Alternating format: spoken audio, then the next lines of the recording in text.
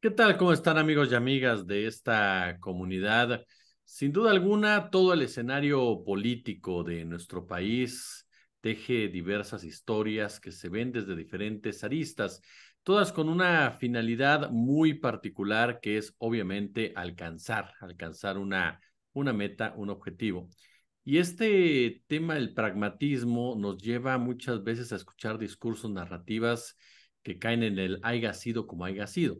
Voy a platicar con Yasnaya Elena Aguilar, lingüista, sobre el uso que se está dando al tema del origen, el origen indígena, el origen étnico, qué tan redituable es en este momento en el tema político, lo entienden realmente los políticos. En fin, mi querida Yasnaya, un honor, un placer recibirte en nuestro canal. ¿Cómo estás? Bien, muchísimas gracias por la invitación.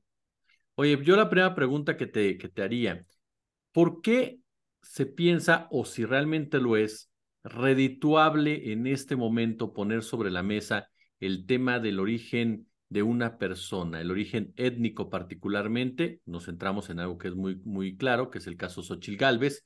¿Por qué se considera por parte de la oposición que es redituable explotar este tema del origen étnico de Xóchitl Gálvez en este momento en el país?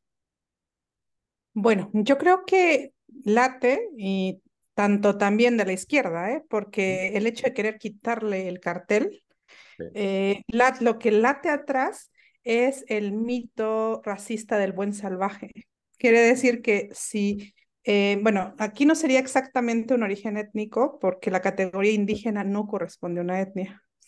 Pero bueno, esa sería otra discusión. Pero en todo caso, adscribirse como indígena pareciera algo positivo, algo que desde el mito racista del buen salvaje te hace automáticamente legítimo y automáticamente vas a dejar de defender ciertas causas y vas a defender, no sé, contra la oligarquía, etcétera. O sea, lo que están haciendo es, de algún modo, negar el derecho a ejercer la maldad de como cualquier otra persona, como si fuera automáticamente positivo.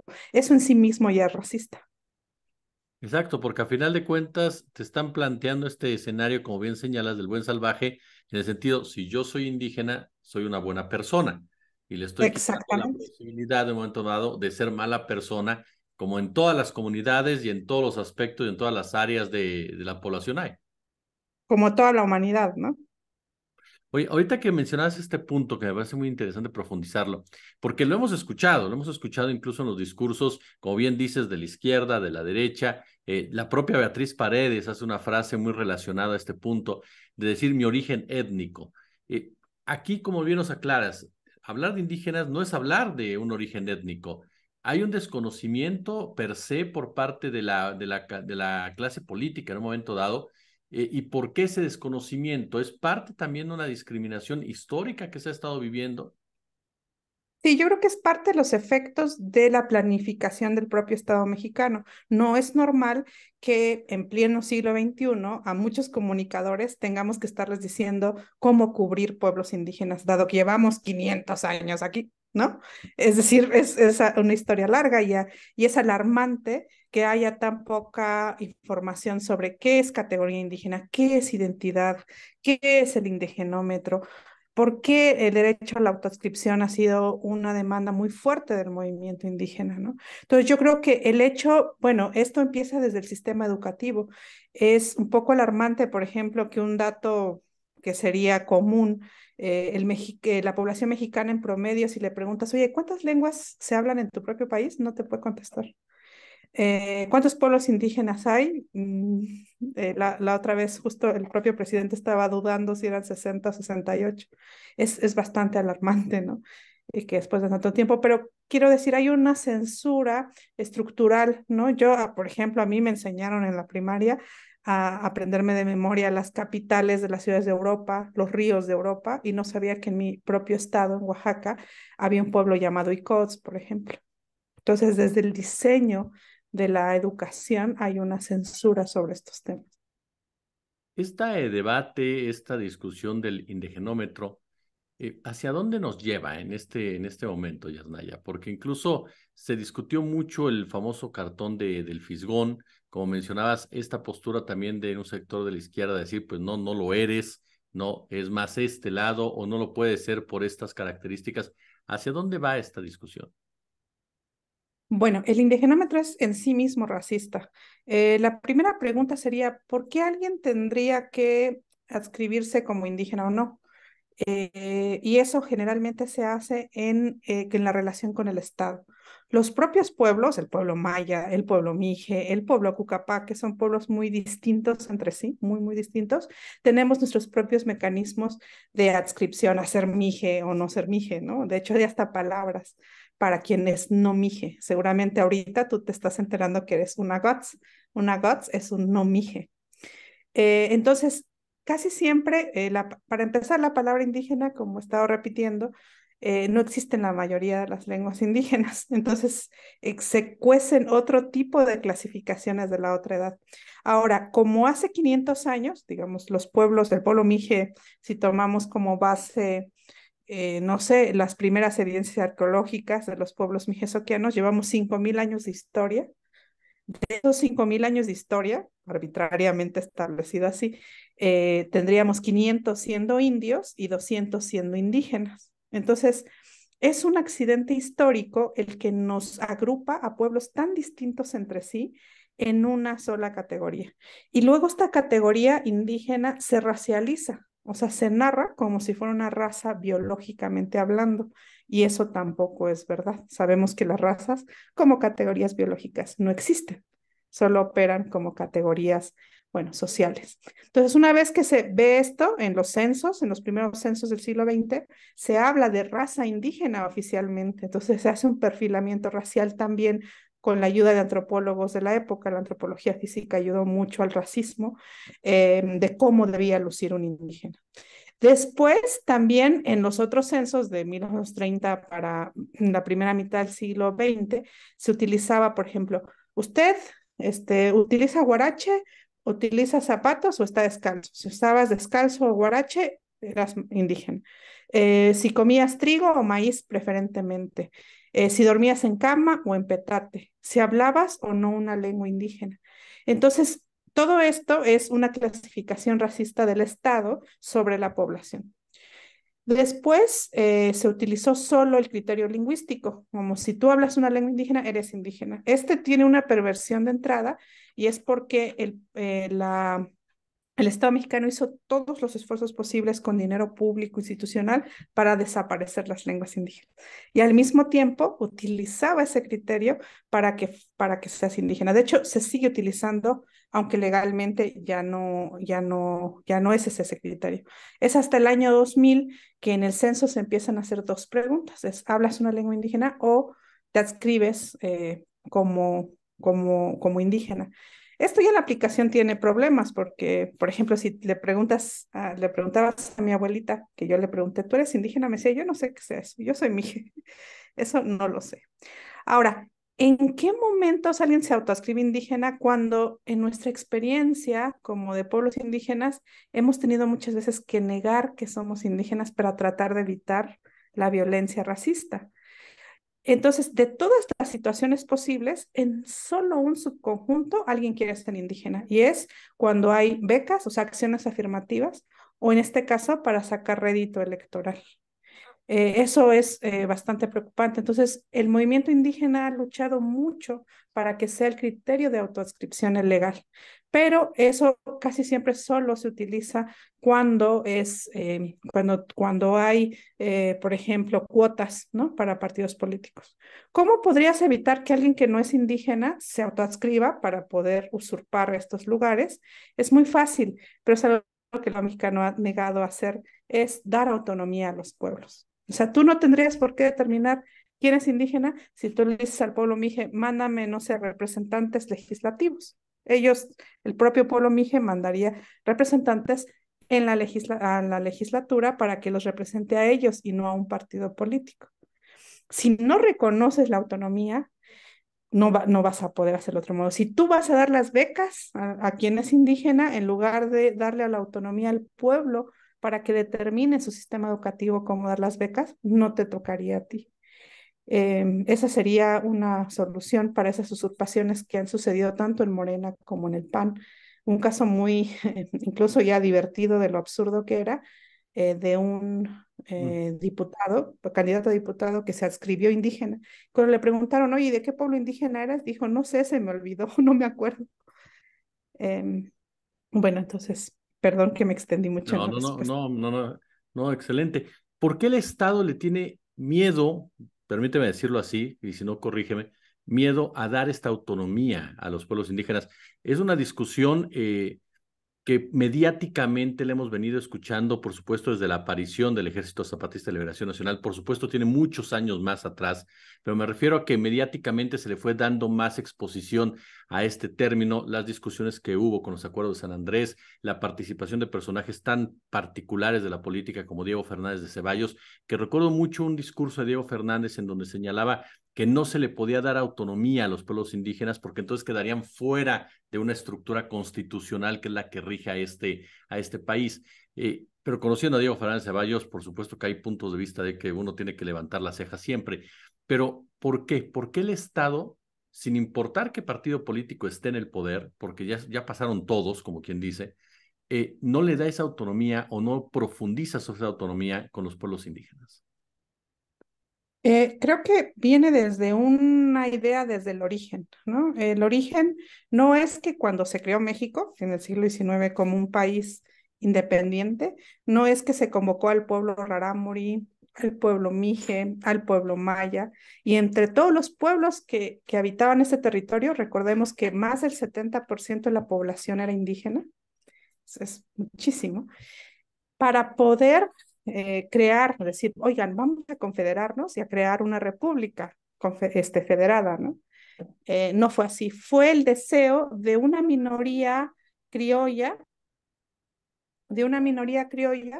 que determinó que quería este proyecto. Y en ese proyecto no cabía darle derechos políticos a los pueblos.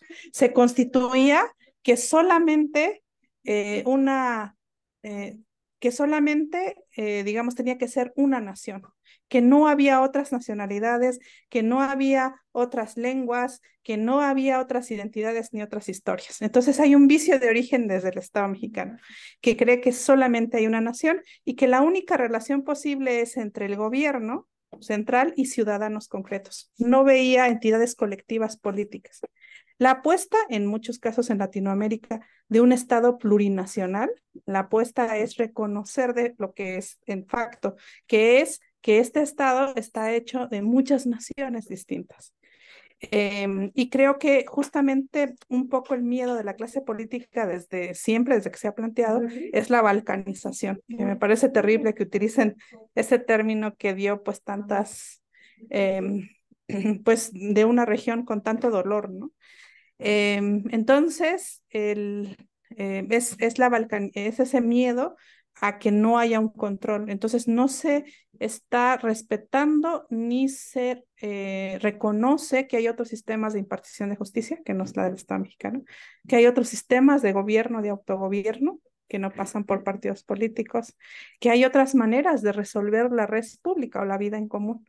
Entonces, creo que ese sueño criollo de esta minoría con mucho poder, el que sigue alimentando la idea de una sola nación con una identidad, una bandera, una historia, ¿no? Y entonces, ahí hay ese problema de origen. Y bueno, lo máximo que ha reconocido la Constitución es que México es una nación pluricultural, pero eso es muy distinto a reconocer que es un Estado plurinacional. Porque pluricultural son todos los pueblos del mundo. El pueblo mije no es monocultural, o sea, no solo una cultura, es un pueblo en el que las prácticas culturales, por ejemplo, en las tierras altas, van a ser muy distintas al de las tierras bajas, que son muy cálidas, ¿no? Es otra gastronomía, etcétera. Entonces, como decía un amigo mapuche, reconocer que algo es pluricultural es como decir, es reconocer lo obvio, ¿no? O sea, no da ninguna potencia política. Lo que dice son culturas, no son pueblos que tienen un territorio, un pasado común, una historia en común, una lengua en común, ¿no? No se reconocen como sujetos políticos, sino como culturas, ¿no? Pero ni siquiera son estas también monoculturales. Y también Si das autonomía a los pueblos, entonces tienen el derecho, lo tenemos de facto, pero no se reconoce, sobre los minerales, nuestros subsuelos, sobre los bienes naturales comunes, sobre nuestros territorios. Entonces, esto pondría un dique a los proyectos en donde el Estado y el mercado se unen para expoliar pueblos, ¿no? Entonces, siempre hay una tensión, incluso con el reconocimiento que ya existe, aún hay una tensión, porque dicen, el agua es bien de la nación. Entonces, eso choca con el convenio 169, que dice que los pueblos tenemos autonomía sobre nuestros territorios y esos bienes comunes.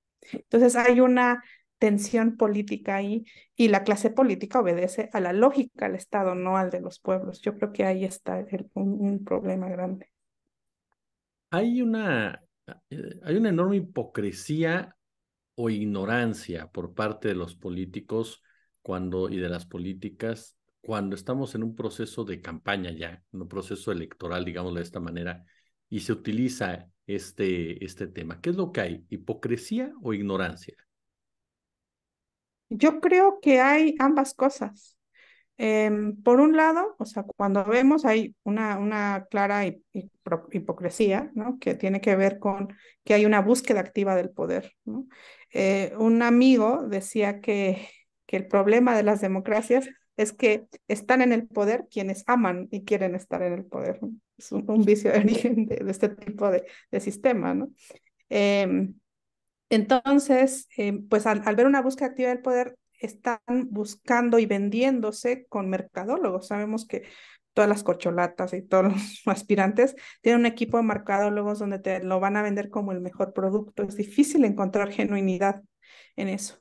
Por otro, en esta discusión, por ejemplo, con el Fisgón, entre más se defendía, más comentarios muy problemáticos hacía, que evidencia una clara ignorancia, pero que es una ignorancia estructural. Te decía, como no son Ujú. temas que se nos, o sea, son temas que han sido proscritos de nuestra formación, porque es el proyecto del Estado de borrar los otros pueblos y que solo se genere una sola nación mestiza. Tema de los indígenas, Yasnaya, siempre, al menos tú corrígeme, cuando uno escucha estos discursos políticos, cuando uno escucha siempre las promesas, cuando uno escucha que vamos a hacer esto, vamos a hacer el otro, de parte sobre todo de los líderes que están buscando, como bien dices, el poder.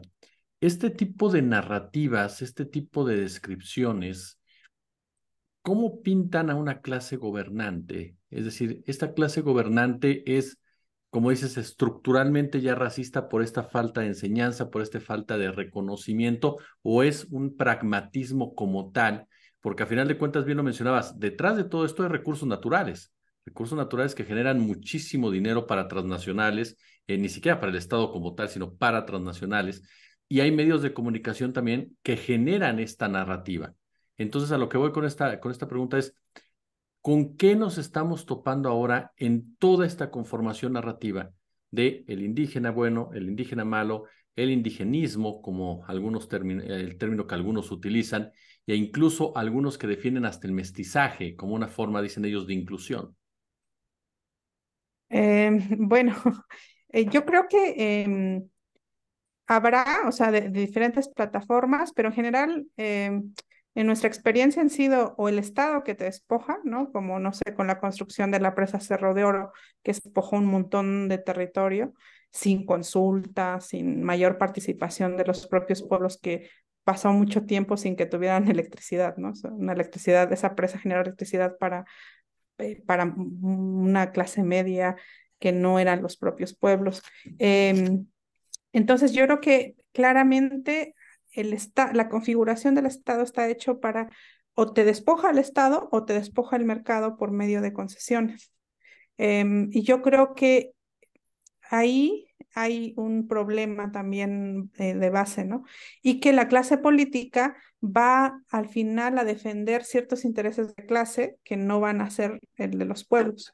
Y por eso antes te darán programas de beneficencia, te darán programas sociales, paternalistas, antes que darte autonomía, ¿no? Es como, hay ahí, creo que en eso izquierda y derecha hay un tope fuerte. El actual presidente, por ejemplo, prometió una reforma indígena que iba a ser mucho más fuerte, o que, bueno, y dijo que iba a ser realidad los acuerdos de San Andrés. Eso está totalmente en el olvido. Hasta hace poco dijo algo así como que sí, lo vamos a revisar, cuando es algo que prometió desde el principio de su gobierno. No veo sí, un interés en lo que el movimiento indígena ha planteado, que ha sido el reconocimiento de esta autonomía, y que en muchos casos la ejerce de facto. Ante un problema tan grande como es la emergencia climática, va a haber, ahí se redobla el extractivismo muy fuerte, sea de parte del Estado del mercado, porque, pues como sabemos, más del 60% de las reservas naturales de el planeta están en territorios de pueblos indígenas. Ujú. Entonces, donde hay todavía bienes naturales. Entonces, creo que es estratégica la defensa del territorio, reconocimiento de la autonomía. Pero no parece ahora ser un tema político, ¿eh? A diferencia del principio de los 2000, donde había intelectuales discutiendo, o Diego Fernández Mm. Ceballos diciendo que no, pero se discutía, estaba en la arena pública. Ahora no, ahora simplemente se ve como si fuera una identidad, ¿no? Como, es más, eh, personas como Beatriz Paredes, como la propia Xóchitl, como Sabina Berman, todas hablan de una identidad indígena. Entonces no se le está viendo que es una potencia política, se le está viendo como un fenómeno de identidad, eh, y no es eso, ¿no? Se les descafeína. Y en todo caso se ve lo indígena como eso, como el mito del buen salvaje, y cómo hay que ayudarlos a salir desde una visión muy paternalista del estado en el que se encuentran, que además ha sido el estado quien ha pauperizado a los pueblos, ¿no? Entonces, sí lamento mucho que la discusión de lo autonómico no esté. Yasnaya Elena Aguilar, de verdad un placer, un honor para tu servidor platicar contigo sobre este tema. No, muchas gracias a ti, y bueno, ojalá podamos seguir platicando y tratando de poner en la mesa temas que no estén capturados por lo electoral, que creo que va a ser urgente.